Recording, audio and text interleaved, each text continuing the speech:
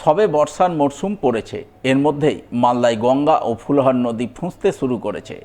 রতুয়া ১ নম্বর ব্লকের মহানন্দাটোলা ও বিলাইমারি অঞ্চলের খাসমহল এলাকায় কোসি নদীতে গঙ্গার জল ঢুকতেই শুরু হয়েছে ব্যাপক নদী ভাঙন। চোখের সামনেই ধুপধাপ করে ভেঙে পড়ছে একের পর এক নদী পাড়।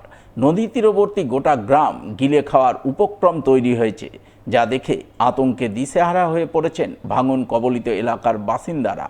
অন্যদিকে মহানন্দাটোলা অঞ্চলের শ্রীকান্তটোলা মুলিরামটোলার পরিস্থিতি আরও বিপজ্জনক রূপ ধারণ করেছে।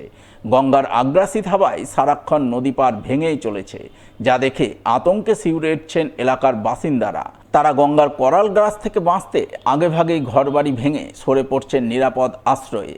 এই পরিস্থিতিতে বালির বস্তা ফেলে ভাঙন রোধের চেষ্টা চালাচ্ছে সেচ দপ্তর, যা দেখে রীতিমতো তেলে বেগুনে জ্বলে উঠছেন ভাঙন দুর্গতরা। তাদের বক্তব্য, বর্ষার মরশুমে এইভাবে বালির বস্তা ফেলে ভাঙন প্রতিরোধ করা সম্ভবপর নয়। এতে সরকারি টাকার অপচয় ও নয়-ছয় হচ্ছে মাত্র, কাজের কাজ কিছুই হচ্ছে না। কি আছে, বালু দিয়ে বাঁধ বেড়েছে, দেখেন বাড়ি কাটছে, কোথায় যাবে? আর কাটছে, নদী সব বাড়িগুলো কাটছে, পাথর দিয়ে বাঁধ তো আরসিসি করতো, তো আমরা বাঁচতাম। আমরা যাবো কোথায়, থাকবো কোথায়? আমাদের তো দিই নাই। সরকারও তো কইছে যে আমার কাছে নাই, কোনটা থেকে দিব রে বাবা? আমরা যাবো কোথায়? নদীতে পড়বো, ডুববো, মরবো। আজকাল থেকে শুরু কামা কাটলো তো রক্ষা কি হইবে? এখন তো 3 মাস পরে আছে, রক্ষা হবে হইবে না।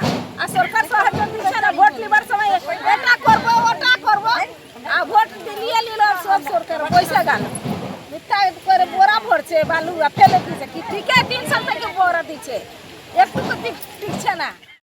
এদিকে এই পরিস্থিতি নিয়েই শুরু হয়েছে রাজনৈতিক তরজা। রতুয়া ১ নম্বর ব্লক তৃণমূল সভাপতি অজয় সিনহা অভিযোগ করে বলেন, রাজ্য সরকার ভাঙন রোধের জন্য চেষ্টা করলেও কেন্দ্রীয় সরকার কিছুই করছে না, উল্টে রাজ্যকে বঞ্চনা করে চলেছে। সেই কারণেই ভাঙন কবলিত এলাকার মানুষের এই দুর্দশা।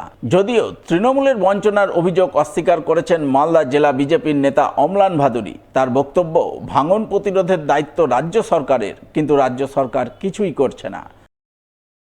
অবস্থাটা আমরা জানাবো আমাদের ঊর্ধ্বতন কর্তৃপক্ষ যারা আছে, আমাদের ঊর্ধ্বতন নেতাগুলো যারা আছে তারা জানাবো, আমাদের দিদিকে জানাবো। আমাদের রাজ্য সরকার 1500 কোটি টাকার বিধানসভায় প্রস্তাব আকারে পাশ করিয়ে কেন্দ্রীয় সরকারের কাছে প্রস্তাব দেওয়ার পরেও কেন্দ্রীয় সরকার এই ব্যাপারে কিছুই ভাবছেন না। যেখানে কেন্দ্রীয় সরকারের 70% টাকা দেওয়ার কথা, রাজ্য সরকারের 30% দেওয়ার কথা, সেখানে কেন্দ্রীয় সরকার আজ পর্যন্ত আমাদেরকে বঞ্চনা করে চলেছেন।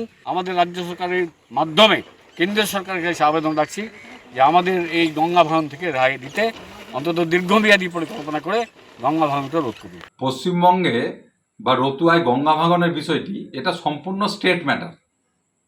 রাজ্য সরকারের ইরিগেশন দপ্তর এই কাজটা করে। আমরা ভারতীয় জনতা পার্টি বহুদিন ধরে এটা বলে আসছি, এটা রাজ্য সরকার কেন্দ্রীয় সরকারের কাছে হ্যান্ড ওভার করুক, তাহলে কেন্দ্রীয় সরকার ডাইরেক্টলি এই কাজটা দেখতে পারে। এবং রাজ্য সরকার এটা যেটা করে, বর্ষার সময় ভাঙনের কাজটা শুরু করে, স্বাভাবিকভাবে ভাঙন রোধ হয় না।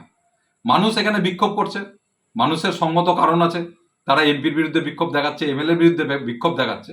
কিন্তু আমার যেটা মনে হয়, এটা গঙ্গা তীরের মানুষ এটা ভালোভাবেই জানে এটা রাজ্য সরকারের বিষয়, এবং এখানে কিছু তৃণমূলের দালাল উস্কানি করে এইসব কথা এমপির বিরুদ্ধে বলাচ্ছেন।